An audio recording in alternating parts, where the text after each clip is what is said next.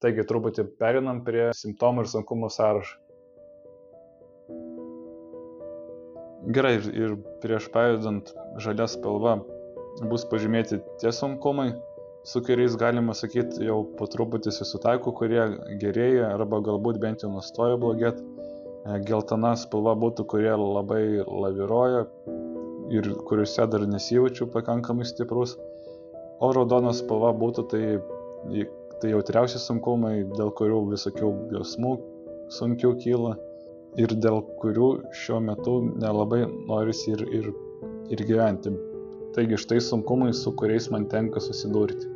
Trumparegystė, dvejinimasis ir sniegas akyse, cypimas ausyse, jautrumas šviesoms ir garsams, virškinimo kūno ir kelių skausmai, sunkumas palaikyti svorį, nuovargis ir nemiga.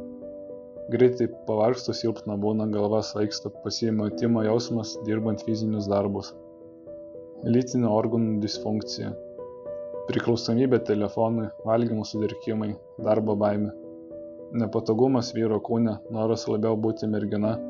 Šitas dalykas vienas iš jautriausių, tai dėl jo ir kyla pas mane dažniausiai savižala ir noras negyventi.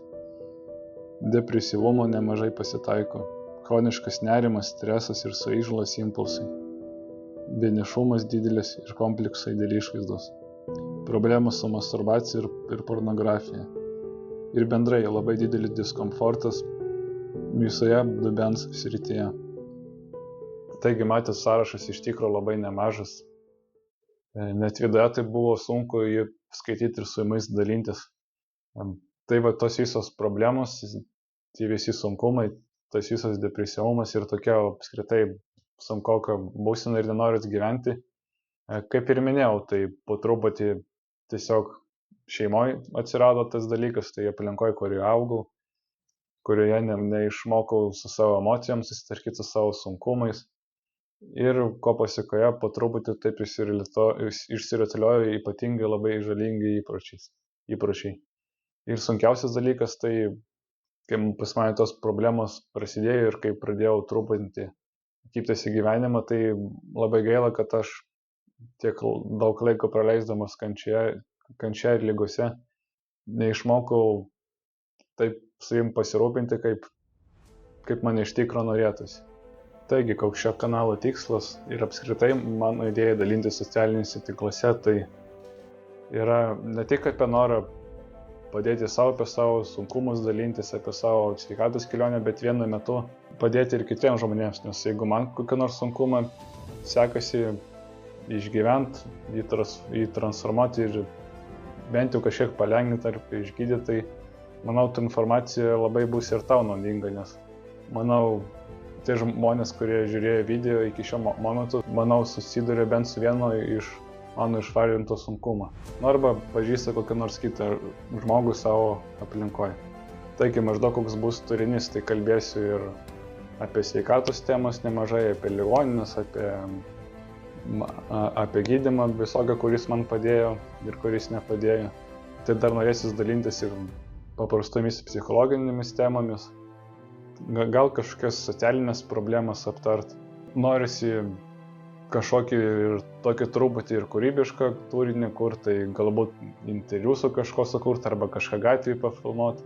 Tai galėtų irgi būti susiję su sveikatos temomis arba bendrai su socialinėmis problemus, su kuriamis susiduria žmonės gyvenantis mūsų šalyse.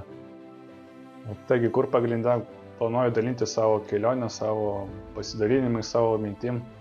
Tai tokio ilgesnio pobūdžio įrašai tai bus keliami YouTube kanale, o pagrinde būsiu aktyvesnis ir tokio trumpesnio turinio, labiau su virškinimo kelsiu Instagramą, TikToką ir Facebooką.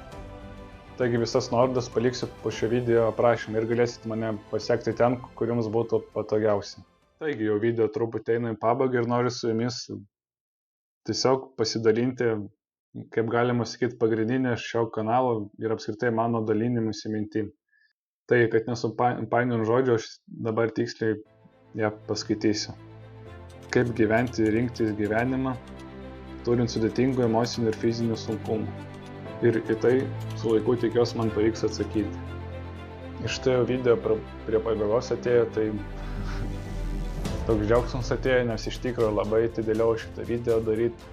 Taigi noriu labai tu padėkoti, kad žiūrėjai video, kad prisėdai ir skiriai savo laiko išklausyti mane, susipažinti su manim, pamatyti tai, per ką aš pereinu, su kuo man tenko susidurti ir kom aš čia ruošiuos dalintis.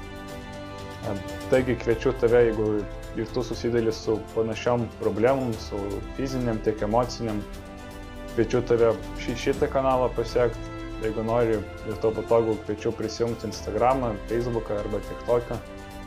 Ir manau, iš šitos kūrybos, iš šitos kelionės tikrai kažkas gausis labai stipraus ir noriu, kad jūs, mano žiūrovai, tie, kas mane seksit, labai džiaugiuosi, kad ir jūs tapsit tą dalimi. Tai labai dėkoju, kad peržiūrėt ir susitinkam kitam video, kitam postė, kitam reelse, taigi labai jūsų lauksiu ir iki kito karto.